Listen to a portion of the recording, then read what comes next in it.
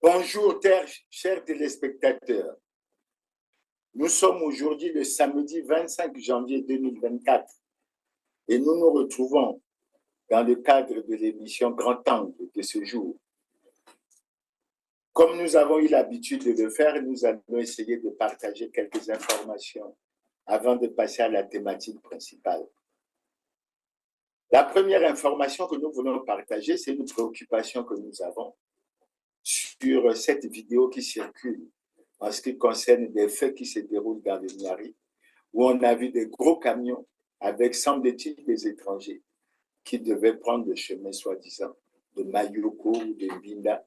Et nous avons appris par la suite, à travers une vidéo, que ce trafic fonctionne pratiquement depuis l'année 2020 et qu'il y a plusieurs étrangers qui sont parfois logés, sinon implantés, dans les forêts d'un certain nombre de villages, et surtout dans le district de Mongoudou Sud.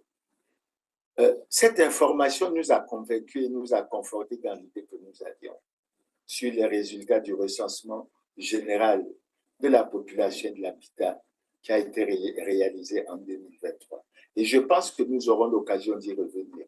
Nous espérons que les autorités vont prendre suffisamment de dispositions pour que la clarification soit faite, pour que nous nous rendons compte que dans nos forêts, que dans nos espaces, il n'y a pas des étrangers qui ne sont pas sous le contrôle effectif de notre administration. La deuxième information que nous allons donner, sur laquelle vous êtes coutumier plutôt, c'est l'information relative à la date du 8 décembre 2024, et assez souvent nous revenons là-dessus. Il s'agit de quoi? Il s'agit de ce que, dans le cadre du débat que nous avons eu sur les accords entre le Rwanda et le Congo, pour lesquels les Congolais, tant de l'extérieur que de l'intérieur, avaient demandé l'annulation pure et simple, le Premier ministre Anatole Polynémakosso nous avait annoncé que le 8 décembre, c'était la date d'expiration des autorisations provisoires et express d'occuper. Et que si cela a été constaté, évidemment, les actes concrets, puisque lui-même il avait noté que l'administration est écrite et qu'on devrait prendre des dispositions là-dessus. Mais nous sommes surpris qu'à plus d'un mois de cette date du 8 décembre, le gouvernement observe un silence très curieux que les Congolais ne comprennent pas. Et pourtant, comme nous l'avons signalé la dernière fois, nous avons encore subi cette intervention de l'ambassadeur rwandais au Congo-Brazzaville qui a insisté sur le fait que la coopération entre le Rwanda et le Congo était excellente et qui nous a appris, parce que c'est par les Rwandais que nous l'apprenons, qu'on allait démarrer la culture du ricin sur 3000 hectares dans le département de la Bouenza. Le premier, il y a eu, dans certaines localités que nous avons visitées, pas dans toutes, à Madiengu et un peu à Lodima, un sentiment mitigé, mais un sentiment général d'inquiétude et de peur de la part de la population au regard d'un certain nombre d'informations qui auraient été mises à leur disposition faisant état d'une vente des terres congolaises au Rwanda ou à des sujets rwandais. Le deuxième fait constant à retenir, c'est que aucune terre,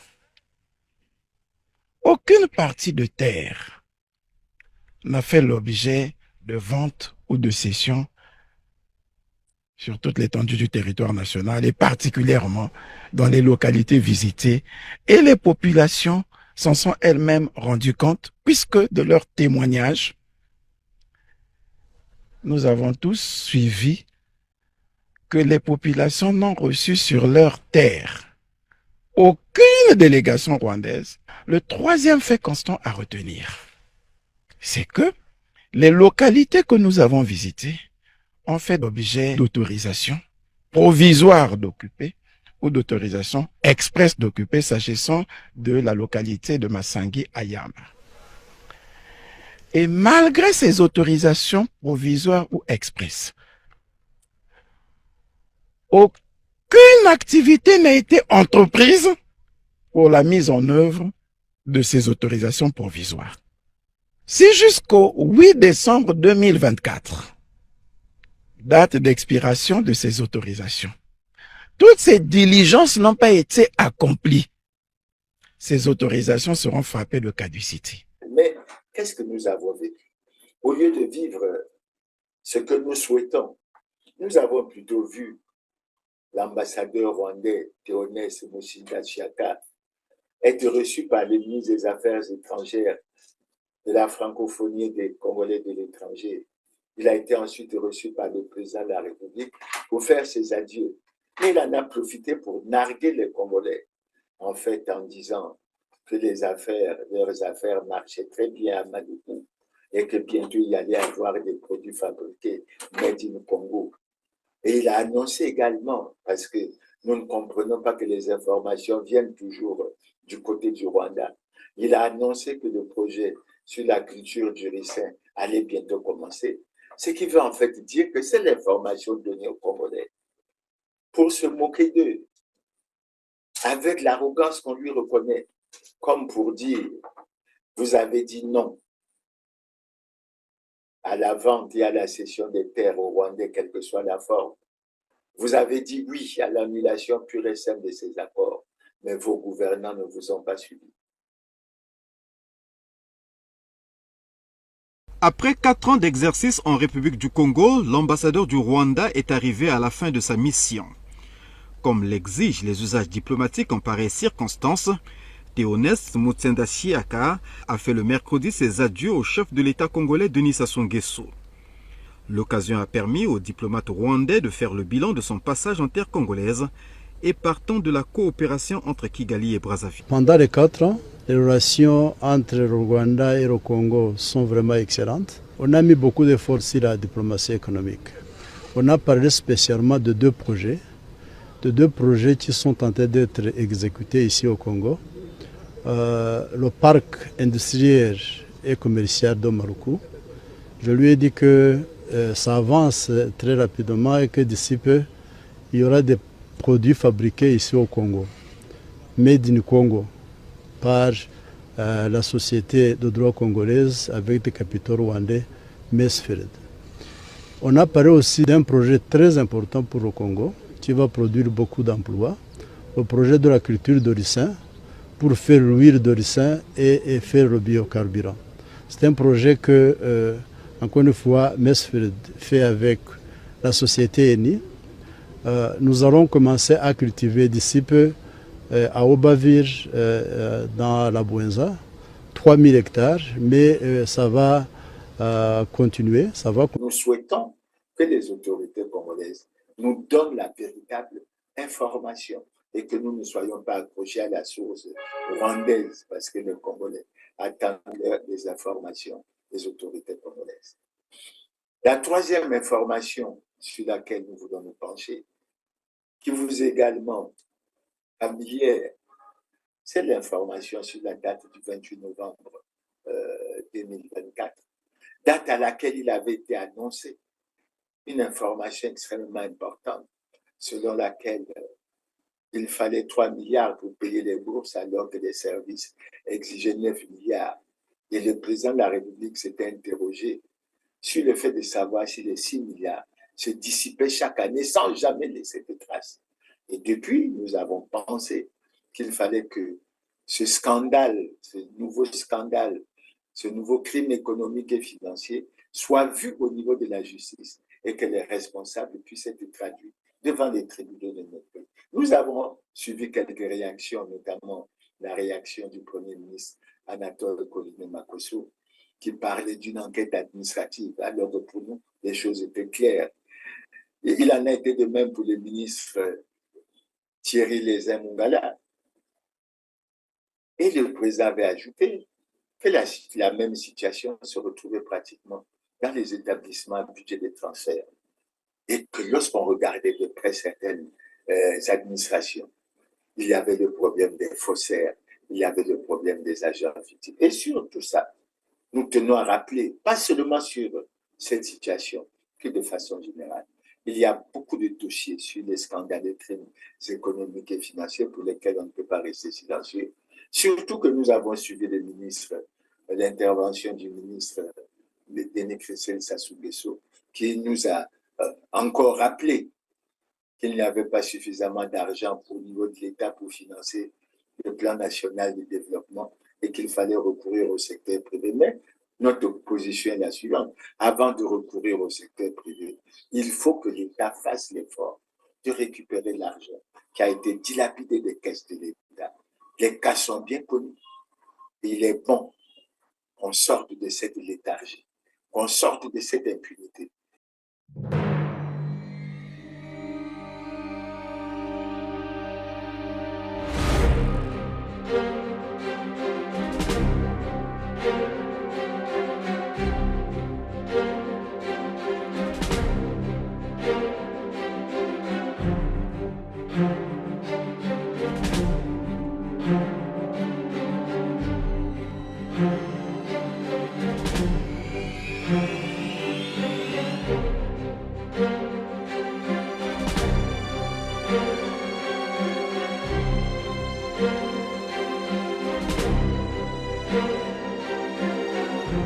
Et que les dispositions soient prises pour aller de l'avant. Maintenant, en ce qui concerne la thématique d'aujourd'hui, nous allons vous l'annoncer parce que nous sommes pratiquement à près de 446 jours de la fin du mandat en cours qui devrait se terminer le 16 avril 2026.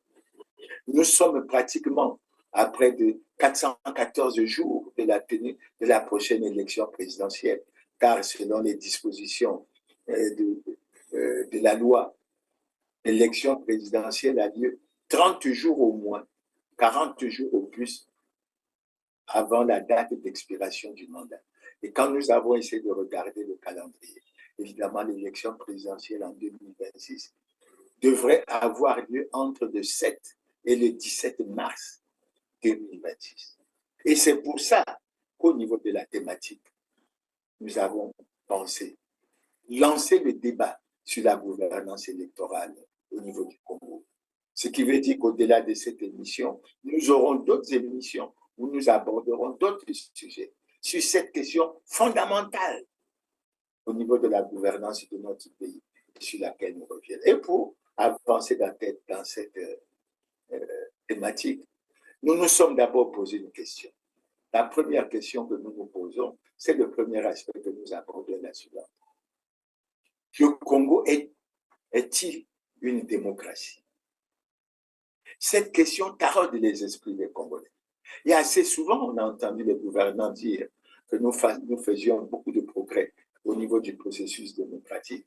Mais nous avons pensé que pour répondre à cette question, nous avons un certain nombre d'aspects sur lesquels nous voulons nous appesantir. Le premier aspect, c'est de jeter un coup d'œil sur l'indice de la démocratie, qui est calculé par le groupe britannique des économistes, qui calcule chaque année l'indice de démocratie, c'est-à-dire qui fait l'évaluation de la situation de la démocratie dans les États membres du monde.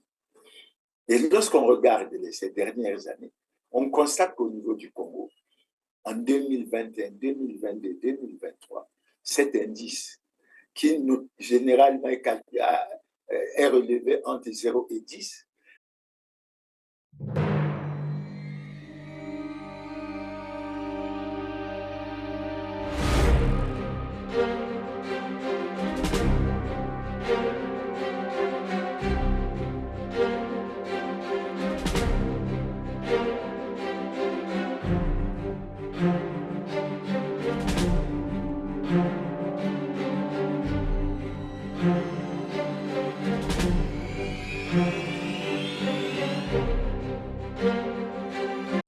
et classe le Congo au 136e rang mondial sur 167 pays et fait considérer le Congo comme un pays à régime autoritaire, c'est-à-dire une dictature. Évidemment, beaucoup vont, semble-t-il, vont être choqués, mais vous savez que les statistiques, les chiffres sont des monstres froids, mais c'est aussi des éléments importants, des outils d'aide à la prise de la bonne décision. Et je crois qu'il ne faut jamais, jamais s'en offusquer. Le deuxième élément sur lequel nous voulons nous appesantir sur cette question, c'est la déclaration du président Laurent Gbagbo. Assez souvent, nous sommes revenus là-dessus. Et le président Laurent Gbagbo a déclaré que la démocratie, c'est le respect des textes, à commencer par la plus grande des normes en droit, qu'est la Constitution. Et il conclut: qui ne respecte pas la Constitution n'est pas démocrate. La vie en société, c'est jamais très facile. Et ça, c'est pas nouveau. C'est toujours plein de gens qui se disputent pour un oui ou pour un non. Et pour organiser tout ce petit monde, toutes les sociétés ont des normes qui dictent les règles à suivre, définissent les droits et les devoirs. Toutes ces normes sont organisées hiérarchiquement, et tout en haut, la norme suprême, c'est la Constitution. C'est la règle de droit que doivent respecter toutes les autres normes au sein d'une nation. Ni une loi, ni un décret, ni quoi que ce soit ne peut venir contredire la Constitution. Mais à la Révolution française, tout a changé. Et du coup, les normes aussi ont changé. En écrivant la Déclaration des droits de l'homme et du citoyen, on a redéfini la norme suprême en l'appelant Constitution et en la définissant comme ça. Toute société dans laquelle la garantie des droits n'est pas assurée, ni la séparation des pouvoirs déterminée, n'a point de Constitution. Dans cette simple phrase, il y a toute l'essence de la Constitution. La garantie des droits et la séparation des pouvoirs, législatifs, judiciaires et exécutifs. C'est une grande différence avec les lois fondamentales qui, elles, définissaient des privilèges et qui laissaient les pouvoirs entre les mains d'un seul homme, le roi. Les articles de la Constitution sont répartis en un préambule et 16 grandes parties qu'on appelle titres. Chaque titre décrit une partie de l'organisation du pays. Par exemple, le titre 1 parle de la souveraineté du pays et définit la langue nationale, les couleurs du drapeau, l'hymne national, etc. Le titre 2 parle du président de la République, le titre 3 c'est le gouvernement, le 4 c'est le Parlement, etc. Dans son ensemble, la Constitution décrit la façon dont fonctionnent l'État et les institutions. On y retrouve la nature de l'État, on dit que la France est un État unitaire, donc que tous les citoyens sont soumis au même pouvoir. Et c'est là que les gouvernants, c'est là que les acteurs politiques congolais, c'est là que les Congolais sont interpellés. Pourquoi? Mais parce que lorsque nous examinons notre situation, je sais que ça ne fait pas beaucoup plaisir à beaucoup, mais c'est le fait de l'analyse que nous faisons. Les gouvernants, les acteurs politiques, les responsables administratifs, ils ne sont pas en conformité avec la loi du point de vue de la déclaration de leur patrimoine. En vertu de l'article 55 de la Constitution du 25 octobre 2015, qui dit clairement que tout citoyen élu ou nommé à notre fonction publique est tenu de déclarer son patrimoine lors de sa prise de fonction et à la cessation de celle-ci. Et je rappelle que depuis 2002, cela n'a pas été fait conformément à la loi. Et je tiens à préciser que l'expérience qui a été tentée en 2021 par l'équipe d'Anatole Kouliné-Makosso n'aura pas également satisfait à cette contrainte. Et nous nous retrouvons dans cette situation. Le deuxième aspect que nous voulons évoquer, que vous connaissez également, et nous tenons à rappeler, en décembre 2019, les 2588 congressistes du PCT ont reconduit le président de la République comme président du comité central du Parti congolais du travail, en fait président du Parti congolais du travail, en violation flagrante de l'alinéa 2 de l'article 80 de la Constitution, qui dit là aussi clairement que le mandat du président de la République est incompatible avec toute responsabilité au sein d'un parti politique. Quand je prends rien que ces deux exemples, j'arrive à la conclusion que les gouvernants et les acteurs politiques se retrouvent dans une situation difficile, car on peut considérer qu'ils ne sont pas des démocrates et que cela devrait être vu de ce point de vue. Maintenant, le troisième aspect que nous voulons aborder, que les Congolais connaissent également suffisamment. Nous aimons revenir sur cette déclaration. C'est la déclaration de l'opposant Denis Sassou Nguesso en novembre 1992, lorsqu'il a déclaré dans un meeting au boulevard des Armées que jamais, jamais, jamais, je ne pourrais accepter que la Constitution soit violée. Et il a ajouté Lorsque la Constitution est violée, les démocrates ne doivent pas l'accepter. Cependant, est vrai le fait que jamais je ne pourrais accepter que la Constitution soit violée.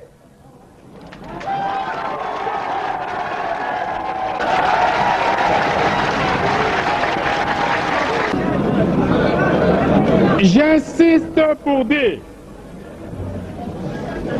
que lorsque la Constitution est violée, les démocrates ne doivent pas l'accepter.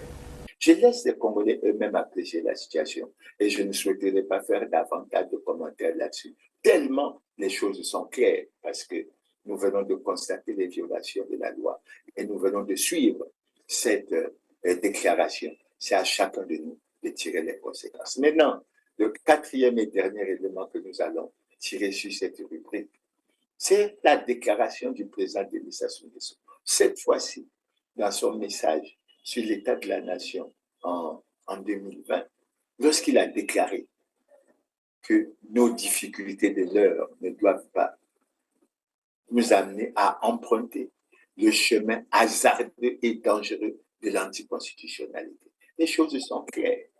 Et quand on réfléchit, on se pose la question, pourquoi finalement nous sommes dans l'anticonstitutionnalité? Pourquoi nous ne respectons pas la Constitution? Pourquoi nous ne respectons pas nos lois et règlements de la République? Pourquoi nous ne considérons pas la Constitution comme ayant un caractère sacré qui s'impose à tous? D'autant que l'article 50 de la Constitution dit que tout citoyen a le devoir de se conformer à la Constitution. Voilà pour ce qui est de ce premier point. Et nous arrivons à la conclusion qui va certainement choquer d'aucuns. Et nous disons que selon l'indice de démocratie, le Congo est une dictature. Mais quand on regarde les autres aspects, on dirait, ouais, je crois que c'est le mot qui sied certainement la situation. Le Congo est une démocrature. Il ne faut pas s'en offusquer. Il faut au contraire prendre conscience de la situation, ne pas en être offensé et prendre les dispositions pour que cela puisse changer. Et c'est là où nous passons à la deuxième question importante. Est-ce qu'il est possible, dans cette situation, qu'au Congo, on puisse organiser une élection libre, démocratique, transparente et crédible? Beaucoup d'analystes pensent que depuis 2002, aucune élection libre, démocratique et transparente, voire crédible, n'a pas été organisée dans le pays. D'aucuns pensent que les élections se sont déroulées depuis 2002 dans l'irrespect total des lois et règlements de la République et dans le déni de la démocratie. Et pour le traduire, nous prenons un certain nombre d'exemples. Le premier exemple que nous prenons, et nous sommes assez souvent revenus là-dessus. Le président de la République ne peut pas être président du Parti congolais du travail. Et ça, c'est une donnée qui est extrêmement claire.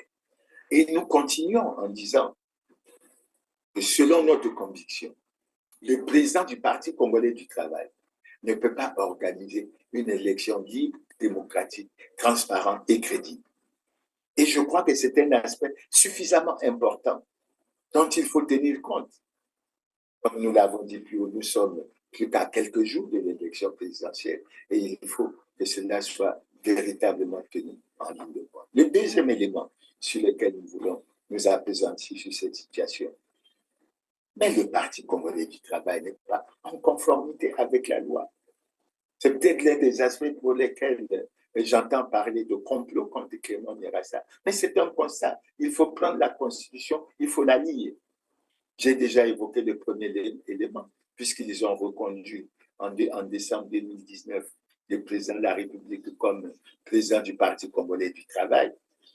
Mais le faisant, ils ont également violé l'article 26 de la loi sur les partis, la loi 2017, qui stipule clairement que tous les partis ont le devoir de se conformer à la Constitution.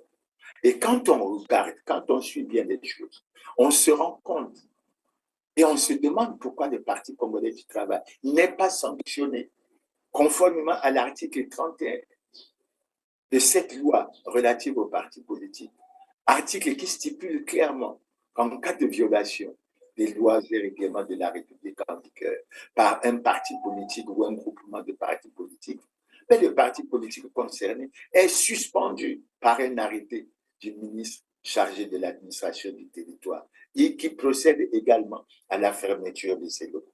Pourquoi cela n'est pas fait en ce qui concerne le Parti congolais du travail? D'autant que nous aimons à dire que la loi est dure, mais c'est la loi.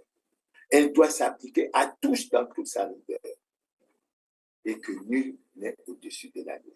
À cela, nous pouvons ajouter l'article 15 qui dit que tous les citoyens sont égaux devant la loi et doivent bénéficier de la protection de l'État. Que personne ne doit être avantagé, ne doit être désavantagé par rapport à son origine familiale, par rapport à son origine ethnique, par rapport à sa condition sociale, par rapport à ses convictions politiques et religieuses, philosophiques et autres. Les choses sont clairement dites. Ces derniers temps, il y a un concept qui revient assez souvent dans la bouche des Congolais, c'est le vivre ensemble. Et je considère que dans l'aspect du vivre ensemble, le respect des lois et règlements de la République pour la bonne vie en société est un élément fondamental auquel nous devrions accorder beaucoup d'importance. Maintenant, le troisième élément que nous avons abordé dans cette rubrique, c'est le constat que nous faisons du manque de neutralité et du côté partisan de l'administration publique. Et pourquoi nous le disons? Mais parce que le ministère de l'Intérieur a publié plusieurs textes, à l'instar de l'arrêté 13 205 du 21 octobre 2020, à travers lequel il a déclaré le Parti congolais du travail conforme à la loi. Et cette situation, elle est inacceptable. Pourquoi? Mais parce que l'article 28 de la loi électorale dit clairement que seuls les partis légalement constitués, ainsi que les groupements politiques et les candidats régulièrement inscrits peuvent tenir des réunions électorales. Et vous voyez que ça a un impact tellement important que le fait de ne pas le faire, et c'est là où nous interrogeons les gouvernants. Pourquoi cette impunité? Pourquoi on observe cette impunité à l'égard du Parti congolais du travail? Est-ce le fait que le ministre de l'Intérieur est membre du bureau politique du Parti congolais du travail? Est-ce le fait que le président de la République est président du Parti congolais du travail? Maintenant, le dernier aspect que nous allons aborder sur cette question, c'est le changement de constitution. Et nous tenons à le rappeler. Parce que en les années 2014, 2015, 2016, nous avons vécu une situation extrêmement difficile dans ce pays. La société était fracturée pratiquement en deux temps. Et pour nous autres qui défendions, qui étions opposés au changement de constitution,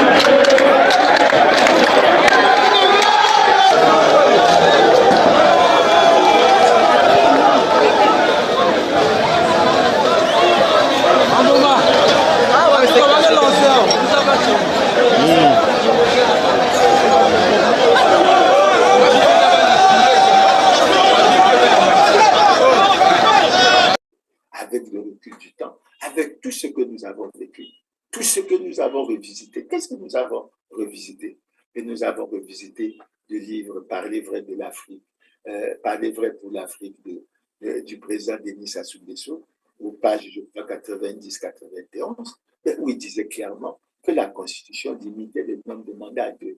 Et nous savons que l'article 185 de la Constitution du 20 janvier 2002 stipulait clairement que le nombre de mandats ne pouvait pas faire l'objet d'une révision. Et nous savons aussi par la suite, que les gouvernements ont envoyé des émissaires auprès de Jean-Louis Debré, en France, ancien président du Conseil constitutionnel, pour lui demander qu'est-ce qui pouvait être fait pour modifier la Constitution afin que le président Sassou puisse se maintenir ou conserver le pouvoir. Après avoir lu cette Constitution, la réponse de Jean-Louis Debré était très claire. Cela n'est pas possible si l'on veut respecter la loi. Et effectivement, on n'a pas respecté la loi. On n'a pas respecté la Constitution du 20 janvier 2002. Enfrad, bonjour, rebonjour. On va passer avec vous sur la revue de presse internationale et on la commence, cette revue de presse, au Congo, où le président Denis Sassou Nguesso annonce vouloir soumettre au référendum une nouvelle constitution et cette nouvelle constitution est susceptible de lui permettre de rester au pouvoir. J'ai décidé de donner la parole directement au peuple afin qu'il se prononce sur le projet de loi énonçant les principes fondamentaux de la République, a-t-il déclaré mardi.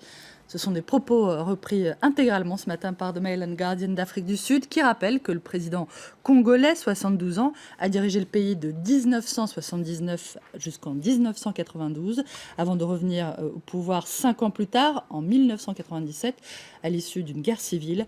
Frappé à présent par la limite d'âge et l'interdiction d'exercer plus de 2 mandats qui est prévue par la Constitution, il ne peut théoriquement pas se représenter à la prochaine présidentielle, prévue l'année prochaine, d'où la proposition donc de changer la Constitution. La Croix évoque des manœuvres pour garder le pouvoir que dénonce notamment l'opposant Jean Mercœur du collectif Tournons la page. Il n'a jamais été question pour Sassou Nguesso de quitter le pouvoir. Il va donc le garder en renversant la constitution de son pays. Autrement dit, il prépare un coup d'État constitutionnel. Mais au-delà de ça, nous n'avons pas respecté l'acte constitutif de l'Union africaine. Nous n'avons pas respecté la charte africaine de la démocratie, des élections et de la gouvernance.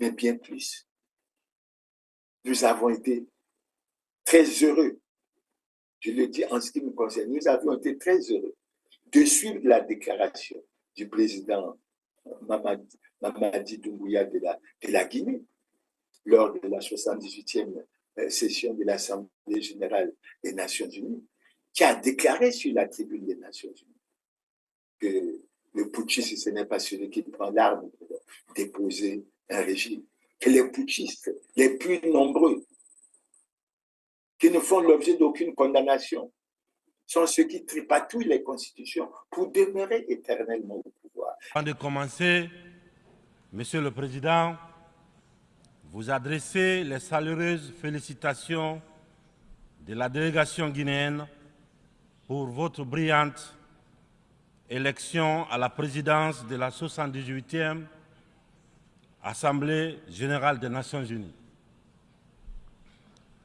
Je voudrais également, devant cette auguste assemblée, vous assurer du soutien de mon pays.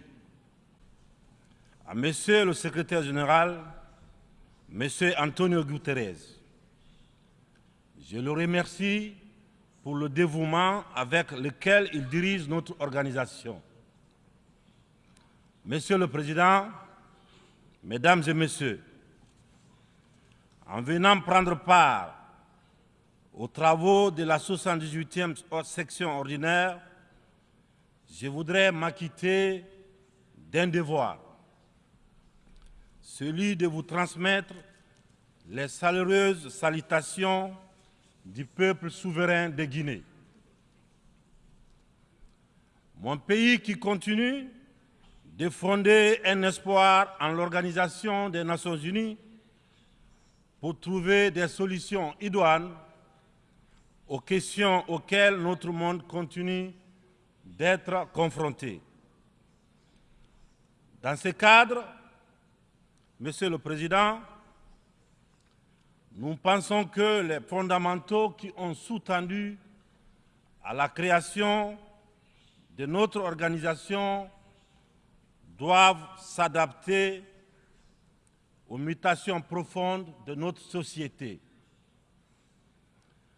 L'objectif du thème de la présente session, paix, prospérité, progrès, durabilité, est d'actualité. Évocateur et mérite une attention particulière de notre part. Épidémie de coups d'État en Afrique. Après celle de la Covid-19, le continent est frappé par celle des putsch militaires, notamment dans les pays francophones du sud du Sahara. C'est tout le monde qui les condamne, qui les sanctionne, qui s'émeut de la réapparition brusque de cette pratique que l'on croyait révolue, à juste titre. Mais j'ai envie de dire que la communauté internationale doit avoir l'honnêteté et la correction de ne pas se contenter de dénoncer les seules conséquences, mais de s'intéresser et de traiter les causes.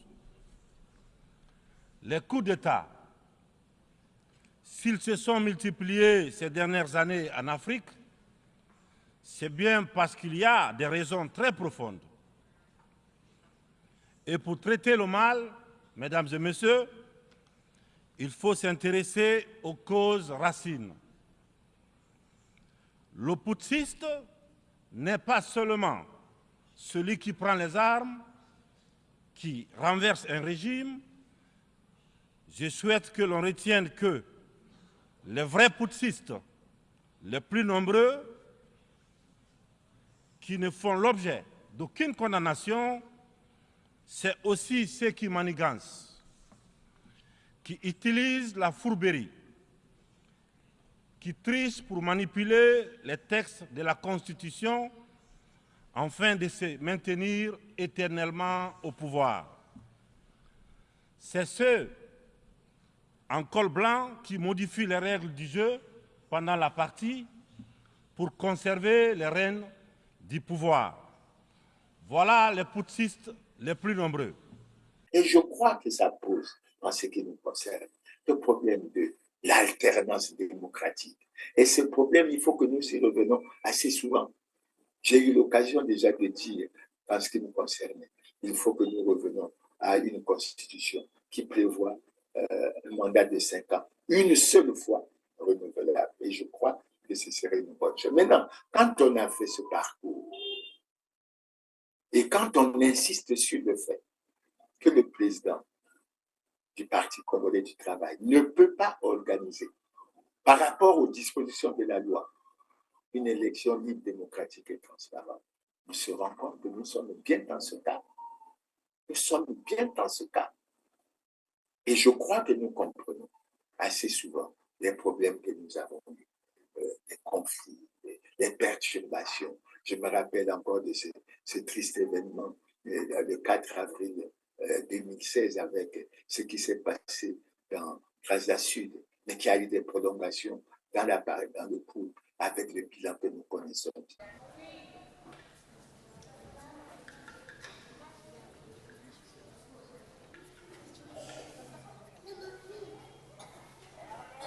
Surtout qu'on a pu sortir de la maison pour un petit peu de tranquille. Donc que la Croix-Rouge soit là, que le contingent français soit là. On a trouvé ça sensationnel. Ouais. Que des étrangers viennent nous sortir de la souffrance, c'est beau. Parce que mon peuple n'aurait jamais pensé à moi.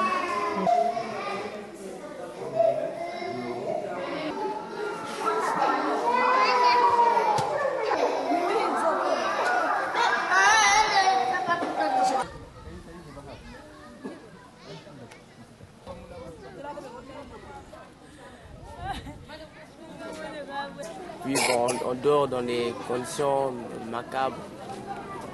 On ne dort pas comme on a l'habitude de dormir chez soi, quoi. Puis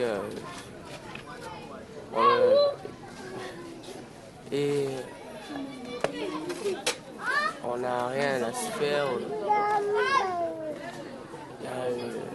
Pourquoi tu ne peux pas retourner d'où tu viens, dans leur ville? Mais parce que ces zones sont occupées et qu'il y a tout le temps des coups de feu, on ne peut pas rester là-bas. Et puis là-bas, là où je suis là, en ce moment à Mukondo, il y a eu des impacts de balles partout dans la maison. Donc je ne peux plus repartir là-bas et puis ça tire beaucoup là-bas.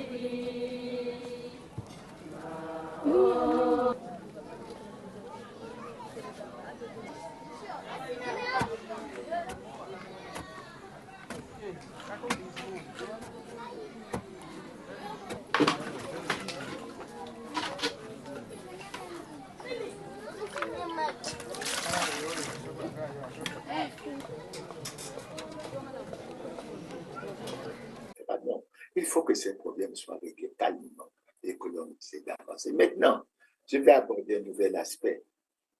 Il s'agit des concertations politiques. Évidemment, les gouvernants ont choisi depuis 2009 de faire des concertations politiques pratiquement avant chaque élection, semble-t-il, pour améliorer la gouvernance électorale. Mais dans la réalité des faits, ces concertations politiques qui ont été considérées par nous autres et par beaucoup d'autres Congolais comme des mascarades n'ont en aucun cas contribué à l'amélioration de la gouvernance électorale. Et c'est pour ça que nous nous en sommes préoccupés. Mais j'ai pris un certain nombre de notes dans lesquelles j'ai relevé un certain nombre de points préoccupants sur les différentes concertations qui ont eu lieu, et je vais me permettre d'organiser, de suivre un peu. En 2009, lors de la concertation a eu lieu à Brazzaville. Parmi les aspects qui ont été recommandés, il y a eu l'égal accès de toutes les sensibilités politiques aux médias d'État. Mais figurez-vous que depuis 2009 jusqu'à aujourd'hui, toutes les sensibilités politiques n'ont pas accès aux médias d'État. Et quand on regarde ces médias d'État, ils sont pratiquement caporalisés par le pouvoir en place. Et ce n'est pas sérieux. Aucun espace de communication n'est accordé à l'opposition. Et que serait devenue cette opposition s'il n'y avait pas des réseaux sociaux? Le deuxième aspect sur lequel je reviens sur l'année 2007, concertation qui a eu lieu à Brazzaville en 2009, c'est la nécessité de préserver et de consolider la paix. Mais ça veut dire qu'il faut prendre toutes les dispositions nécessaires. Mais que constatons-nous? Depuis 2021 jusqu'à aujourd'hui, nous ne sentons pas au niveau des structures qui s'occupent des questions électorales qu'il y a la prise en charge des problèmes qui ont été soulevés au cours de ces concertations. De sorte que l'un des problèmes qui est constaté, c'est la non-exécution des recommandations qui ont été prises lors de ces concertations politiques. Le dernier point sur lequel je vais m'appesantir sur l'année 2009, c'est le recours au dialogue comme moyen de règlement de conflits. Et là, je reviens sur quelque chose sur laquelle je reviens souvent, le dialogue. On a parlé de dialogue permanent, on a parlé de beaucoup de choses, mais en fait, il n'y a pas de dialogue. Dans ce pays, au regard de la situation que le pays connaît, depuis 2012, des voix se sont élevées pour réclamer, pour exiger la tenue, soit des États généraux, soit d'un dialogue national inclusif ouvert à tous, au vu de la situation grave de crise que notre pays connaissait. Ça a toujours été le refus. Et nous connaissons la situation. Elle ne fait que qu'empirer. Et aujourd'hui, bon, il y a des voix qui s'élèvent pour en parler. Mais il faut qu'on nous explique d'abord, surtout, que la Constitution de 2015 a prévu dans ses articles dans ses articles 227 et 228 l'institution d'un Conseil national de dialogue. Mais figurez-vous que depuis 2015 jusqu'à ce jour, ce Conseil national de dialogue n'a jamais été formellement mis en place.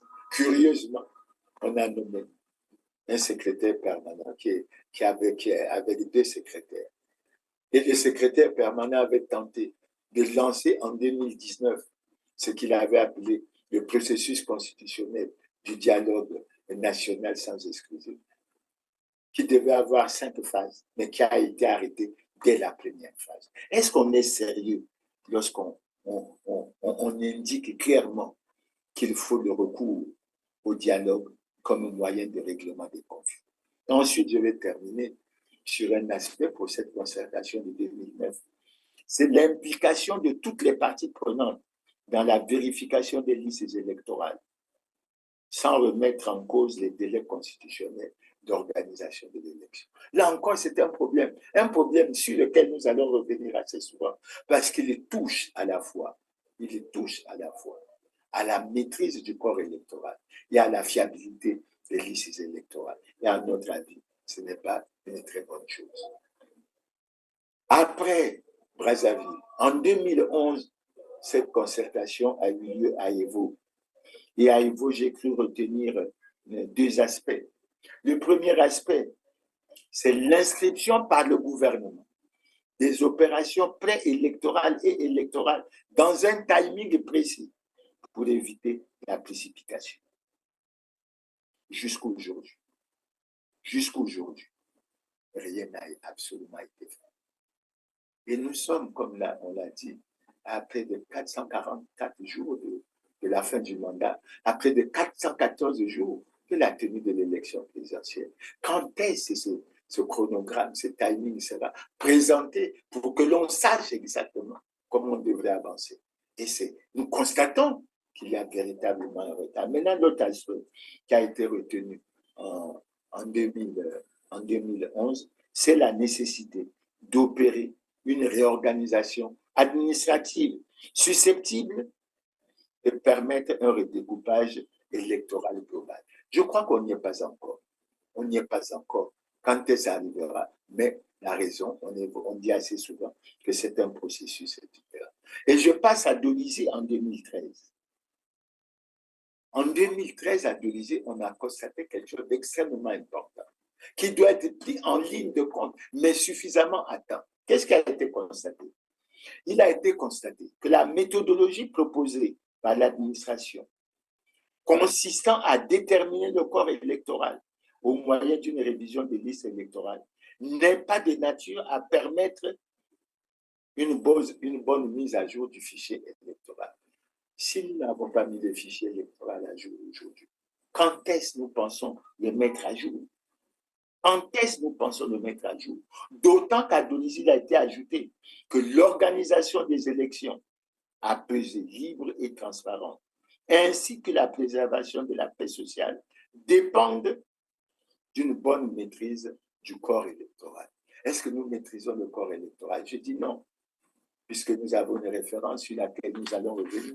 C'est ce qui s'était passé à Madingu, et nous savons dans quelles conditions la concertation de Madingu s'est terminée. Ensuite, on avait prévu, pour les scrutins à venir, l'organisation d'un recensement administratif spécial. Est-ce qu'on tient compte de ça? Je ne pense pas. On a même évoqué l'application effective de la loi sur les partis. Mais cette application n'est pas effective, elle est sélective, puisqu'on se permet de déclarer conforme à la loi des partis qui ne le sont pas. Ce qui signifie qu'on se permet d'exclure de la liste des partis, de vouloir exclure de l'animation de la vie politique de la nation, des partis qui sont en conformité avec la loi. Et ce n'est pas du tout sérieux. Ensuite, un aspect extrêmement important, sur lequel nous reviendrons très souvent, parce que c'est l'une des pièces angulaires de la bonne organisation d'une élection libre, démocratique et transparente. C'était retenu dès Dolisie. L'érection de la CONEL en un organe permanent indépendants, jouissant d'une autonomie administrative et financière. Jusqu'à présent, la CONEL n'est pas indépendante au sens des standards internationaux. Et c'est un véritable sujet de préoccupation. Mais au-delà de ça, c'est à Dolisie, en 2013, qu'on avait arrêté le principe de l'établissement des cartes biométriques avec photo. Est-ce que cela s'est réalisé? Est-ce que cela va se réaliser? Puisqu'assez souvent, il semblait que cela était assujetti à la réalisation du recensement.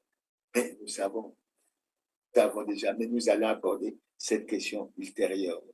Ensuite, on parle toujours de l'organisation d'un recensement administratif spécial avant les élections locales de 2013.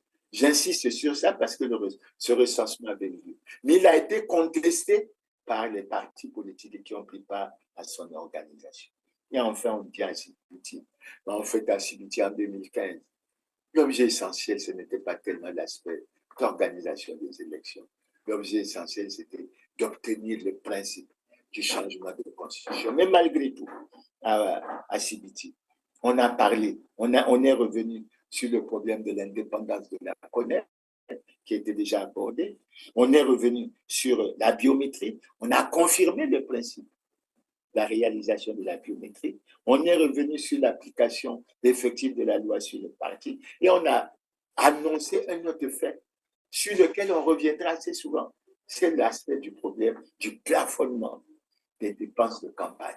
Et jusque-là, ce problème, cela devait être fait dans une loi, mais cela n'est toujours pas réglé. Maintenant, à Ouesso, on a continué à affirmer que l'introduction de la biométrie était un principe acquis, mais que cela était assujetti à la réalisation du recensement général de la population. On croyait que cela serait fait en 2018, mais toujours à Ouesso, en 2017, on est revenu sur ces aspects de l'application de la loi sur les partis, sur l'indépendance de la CONEL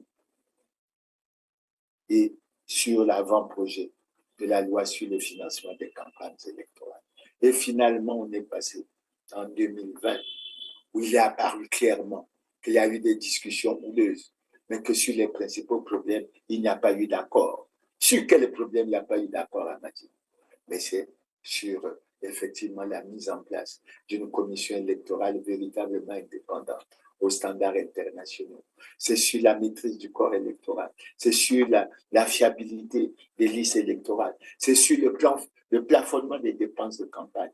Et on en termine avec la situation à Ouando, où on est revenu sur la biométrie, où on est revenu sur la nécessité d'avoir un fichier électoral fiable. On est revenu sur l'indépendance de la Commission nationale électorale indépendante. On est revenu sur ce problème de plafonnement des dépenses. Et quand on fait ce tour, où nous n'avons pas passé en revue toutes les recommandations qui ont été faites, nous avons pris comme un échantillon. La conclusion à laquelle on s'apprête, on se rend compte, c'est quoi? Les gouvernants n'ont pas pris les dispositions nécessaires pour que l'élection de mars 2026 soit une élection libre, démocratique, transparente et crédible. Surtout, il faut ajouter qu'elle devrait être également apaisée. Ces conditions n'ont pas été prises. Et je me pose la question. Nous sommes certainement nombreux à nous poser la question. Que font la Commission nationale électorale? Que fait la Direction générale des affaires électorales? On a des structures. Et pourtant, assez souvent, on a pensé qu'il fallait fusionner cela en une seule structure. L'on appellerait une véritable commission électorale indépendante aux standards internationaux. Cette question, nous allons y revenir assez souvent sur les émissions prochaines et nous aurons l'occasion de dire un mot là-dessus. Maintenant, au-delà de ce qui a été dit, l'élément suivant que nous allons aborder, s'agissant des élections, c'est le problème de l'enrichissement illicite. Nous sommes revenus assez souvent là-dessus. nous avons rappelé que le Congo est l'un des pays les plus corrompus du monde, que son indice de perception de la corruption est de 22/100. Il fait partie du top 10 des pays les plus corrompus d'Afrique. Et cela a conduit à l'appauvrissement de l'État, les difficultés que nous vivons maintenant. Cela a conduit à l'enrichissement illicite d'un certain nombre de Congolais, mais sur la base de l'argent qui a été dilapidé du trésor public. Les cas y sont extrêmement nombreux. Est-ce qu'on peut aller à une élection libre, démocratique et transparente si on n'a pas réglé ce problème? D'autant que nous savons quel est le rôle que l'argent joue dans la démocratie et quel est le rôle que l'argent joue au niveau des résultats des élections. Et c'est pour ça que nous déplorons que les gouvernants aient choisi de procéder à la protection des responsables des scandales de crimes économiques et financiers. Nyanya soki ezalaka te mokonzi te bango moko na moko na moko nakoki kotelemisa boye nalobi yo ozalaka boye osalaka boye oyibaka awa qui ne sont nullement inquiétés, qui se promènent et qui bientôt vont sortir leur fortune pour la mettre à la disposition des jeunes en distribuant 1000 francs, 2000 francs, etc., sans savoir que l'essentiel de cette fortune ne sera pas mise entre les mains des Congolais et que les Congolais vont croupir dans la misère et dans la souffrance. Donc voilà, chers téléspectateurs, avant de passer à la conclusion, je vais revenir sur un aspect que j'ai abordé dans une des émissions que j'ai faites avec Christian Perrin dans le cadre de Droit de savoir. Je remercie les téléspectateurs pour ceux qui m'ont appelé après cette information de Brazza News qui a circulé sur les réseaux sociaux comme quoi il y a un complot qui se préparait contre moi. Je dirais tout simplement que le Congo, c'est là le monde à l'envers. Le PCT prépare un complot contre moi. C'est le PCT qui n'est pas en conformité avec la loi. C'est le PCT qui a violé la loi. Et je l'ai dit et je le répète, le président de la République ne peut pas être président du Parti congolais du travail. Tout citoyen élu ou nommé à une autre fonction publique est tenu de déclarer son patrimoine. Et lorsqu'on tient compte de ça, et lorsqu'on tient compte des lois et règlements de notre pays, le PCT devrait être sanctionné. Et ce n'est pas ça que nous vivons. Nous vivons plutôt le PCT qui monte des complots contre moi, contre Joe Washington et Pina, contre certainement d'autres, puisque à l'époque, notre ami et frère Alex Nzabana avait cité, nous avait indiqué lors d'une émission que lorsqu'il était détenu à la CID, on lui avait demandé, on lui avait donné quelques noms qu'il fallait citer parce que ce sont ces personnes qu'on voulait atteindre, à savoir Clément Mirassa, Jean-Marie Michel Mokoko, Joe Washington et Pina, Paulin Makayayo. Dans quel intérêt? Ça rapporterait quoi? Arrêter les gens, est-ce que c'est ça qu'on cherche? Le bilan que nous connaissons aujourd'hui, il est catastrophique, etc. Est-ce que c'est en arrêtant Clément Mirassa qu'on va régler ce problème? Est-ce qu'on ne sait pas que Clément Mirassa agit dans le cadre de la liberté d'expression qui est autorisée par l'article 25 de la Constitution? Est-ce qu'on ne sait pas que l'article 50 de la même Constitution stipule clairement que tout citoyen a le devoir de respecter la Constitution et les lois et règlements de la République? Bref, je tenais à faire ce bref rappel pour, en fait, en tenir informer le peuple congolais et l'opinion internationale. Mais nous sommes là et nous répondrons de ce qui nous pourra être reproché. Nous ne les ignorons pas. Nous irons répondre à chaque appel. Donc, ils n'ont qu'à continuer avec leur complot. Eux, ils peuvent être impunis. On peut voler, on peut corrompre, on peut faire tout ce que l'on veut. Ce n'est pas une violation de la loi. C'est tout à fait normal. Mais, quand on fait des interventions dans l'intérêt du peuple congolais et dans l'intérêt du pays, on trouve qu'on agace certains parce qu'on ne les empêche pas toujours d'évoluer. Mais il est bon que cette situation soit bien connue. Bref, j'arrive à la conclusion pour dire, chers téléspectateurs, nous avons tenu à faire cette émission en l'intitulant bien « Lancement du débat sur la gouvernance électorale ». Ça veut dire que c'est une première émission. Il y aura d'autres émissions qui suivront sur ces questions de gouvernance électorale parce qu'il faut que nous abordons en profondeur les problèmes de la mise en place d'une véritable commission électorale indépendante.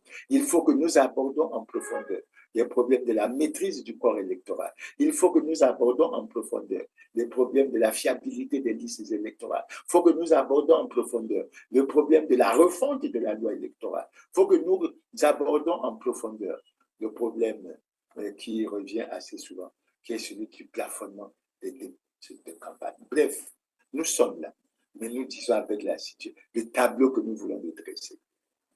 Nous ne sommes pas prêts encore au Congo à organiser une élection libre, démocratique et transparente. La question que vous pouvez poser, comment va se passer l'élection de 2026? Écoutez, il y a des gens qui doivent en répondre. Et ces gens doivent nous expliquer qu'est-ce qui doit se faire et comment ça doit se faire pour que nous avancions. Ils ont eu le temps de 2021 à 2025, ça fait pratiquement 4 ans, bientôt 5 ans.